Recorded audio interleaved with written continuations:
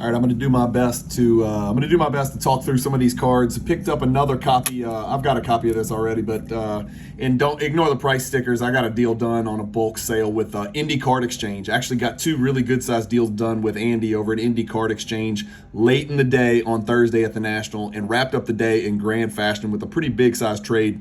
I'm going to show you in just a second. But this is the Super Boss, as you can see, the Super printed over the Boss. It's a PSA 8, so this is a second copy of that card. Sorry about the terrible lighting. My hotel is like for freaking vampires or something, but it's the darkest hotel room. I've turned on every light in here. There's no overhead light. It's only a bunch of lamps. I don't understand the deal. But in 97 Bowman's Best Techniques Refractor PSA 8, I believe that's also a duplicate copy. It's a great looking 8, to be quite honest with you. Like, I think PSA has gotten so damn hard on these cards. But PSA 8 refracts really well, even in this freaky ass, vampire cave that I'm staying in. It's actually a really nice hotel across the street. This one I got a little heavy on. You guys know me. I'm a 10 or an 8 or I'm a 9.5. I've decided to open up a new pathway in the Jordan world. So picked up this real clean Ultra Court Masters. This is a tough Court Masters card, man. The card's been real hot lately. Jordan on the front, upside down Jordan, normal size Jordan. Let's see the upside down Jordan. There he is. So kind of a weird card. Court Masters printed both ways. Once upside down, once the right way. But it's slabbed correctly and it's got Jordan in the black. So big card here. Ended up doing 1900 on this card. Andy moved to 1900 on this one. To be honest with you, we had just got a real good deal done. I've moved some cards for cash, and so I was really happy to I didn't really comp a lot of these cards. I just kind of went with it with him. This one is interesting, and you can see behind the sticker there, I think we did 800, 900, something like that. But this is another Bowman's Best. This is an Atomic. It's number 80, so it's the base Atomic.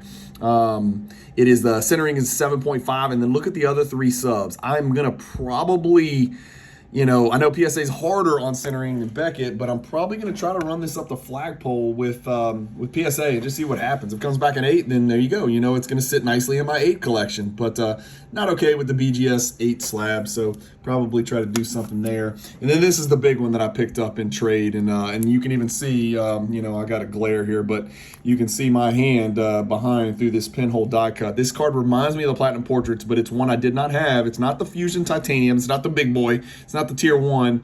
It's the 1998 Skybox Molten Metal Fusion, serial number to 250. It's a BGS 9. Andy with Indie Card Exchange had 2 BGS 9s, and I said, pick one. I want whichever one you don't want.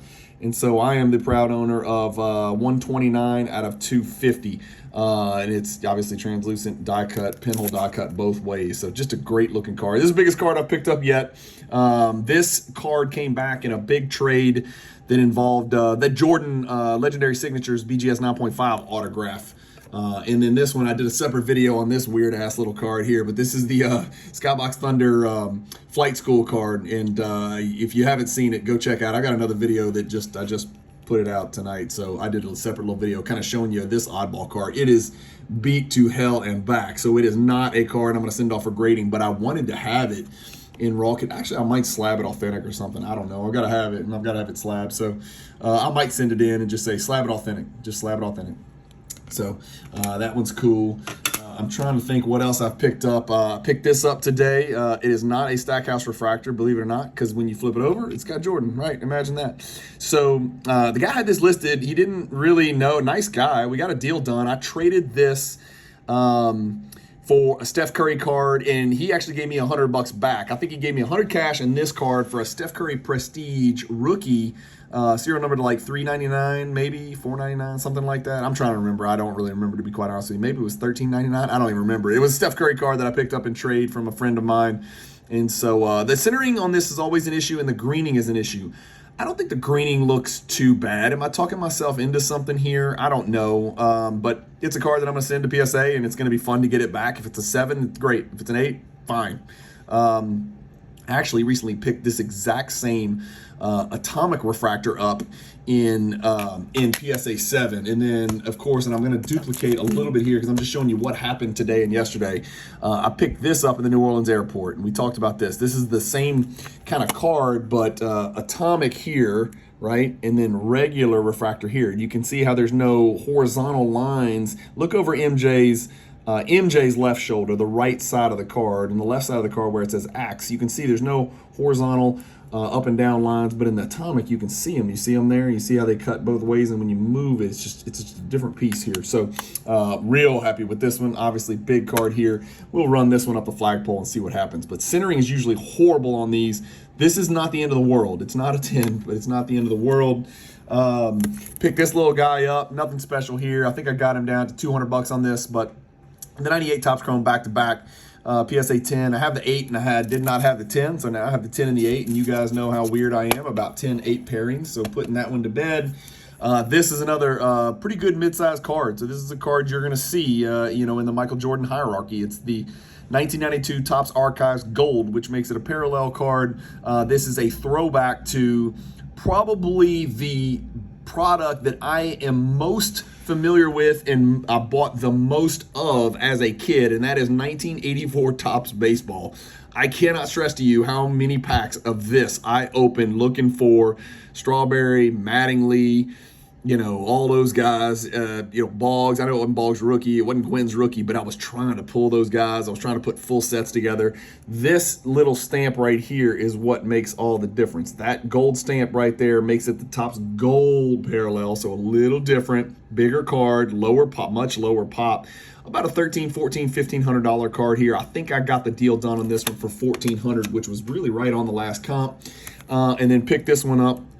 I don't really seek out NBA gold labels, but it gave me a little sense of comfort. It's a mixed gem, but it's got a gold label on there. Maybe it's something that'll cross, maybe it won't. I don't need to cross it because I collect 9.5. So happy to pick up another refractor. I just realizing I picked up lots of refractors today, but there's the NBA gold stuff on the back, right? And you can kind of remove that so you can see the back of the card. But another Bowman's Best. I'm all over the Bowman's Best stuff today. So 2 Class Act refractors, 1 Atomic, 1 regular. I think 3 Bowman's refractors, and then the last card. And this is great, right? Because I bought this card from Steve Taft himself. Those of you who don't know, just go Google it.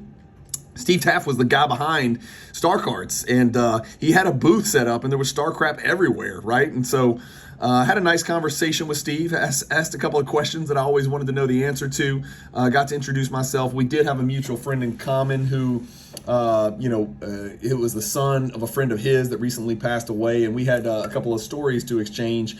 This was the last of the 10-card Jordan 1986 Star subset. I needed card number 6. It was the only one I had left. I would not have ever found this card at the show, but one of the great viewers of the Cajun Cardboard channel, and I am giving you a shout out, JK Comet, put me onto it. I was at the National. I'm walking the floor. My knees are about to explode. I'm old as hell.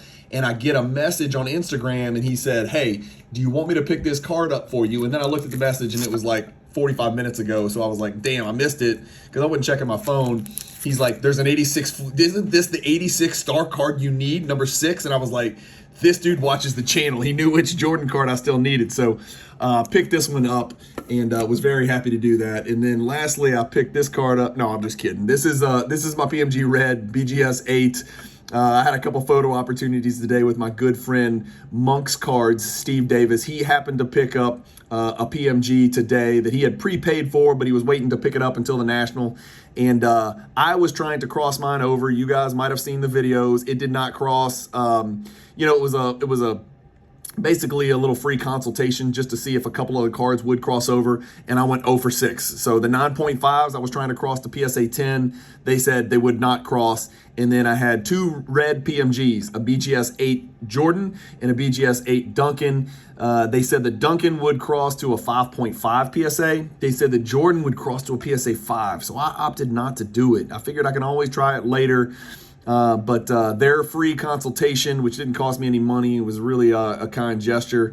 They said it would have crossed to a 5 to a 5, a flat 5. And I was like, man, if it was a 6, I'd probably do it. And if it was, a 5.5, it would have been a decision, but I'm not going to drop 3 grades. I'm just not going to do it, especially knowing what the last BGS 8.5 and the last BGS 8 sold for. It just doesn't make sense to me. Even though I would love to put it in the PSA Red label. If I could put it in a 6, I probably would have done it and paid the couple grand today, but it didn't happen. So sorry about that. It's a little bit longer than I thought. That's a wrap on everything today. Some interesting little pieces. So got a little bit of work done today, a little bit more than I thought.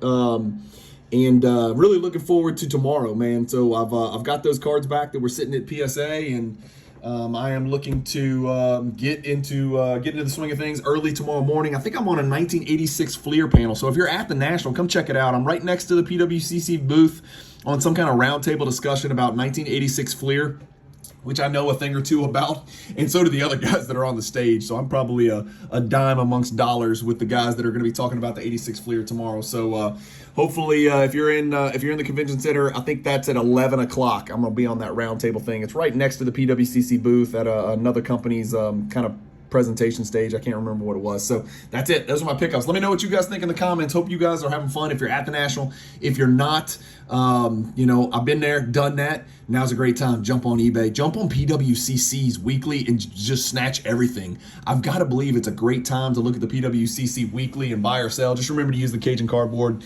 affiliate buyers link. Just go into my YouTube description, click the link, save it as your favorites, and use that, and you'll support the channel. I appreciate you guys watching as always. Keep collecting, stay positive in the hobby, and I'll try to get some more videos out on Friday. Peace.